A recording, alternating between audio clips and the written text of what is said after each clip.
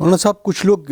جانوروں کا کاروبار کرتے ہیں اور خصوصاً اس میں بھی وہ جانور جو حرام ہیں، مثلا کتا اور جو الگ الگ بریڈ کے کتے ہوتے ہیں، تو کیا اس کاروبار کو جائز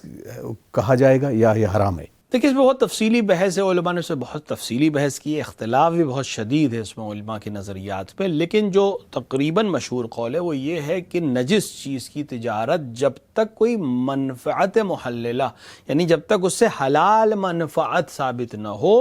نجس چیز کی تجارت کرنا جائز نہیں ہے۔ مثلا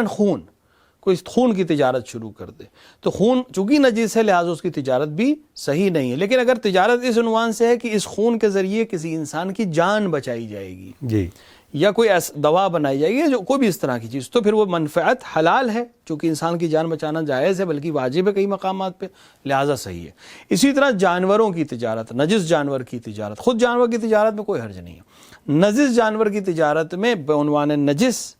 خرید و فروخت چونکہ صحیح نہیں ہے، وہاں بھی یہی حکم ہے کہ اگر منفعت حلال ہو، مثلا ایسے کتے کی بریڈ کو خرید رہے ہیں، بیچ رہے ہیں، بڑھا رہے ہیں، پال رہے ہیں جو عام طور سے شکار کے لیے یا گھر کی حفاظت کے لیے یا گلے کی حفاظت کے لیے استعمال ہوتے ہیں، اس میں کوئی حرج نہیں ہے، لیکن باقی بریڈز جو کا اس طرح کا کوئی استعمال نہیں ہے، ان کی خرید و فروخت پہ پھر سے اشکال ہو جائے گا۔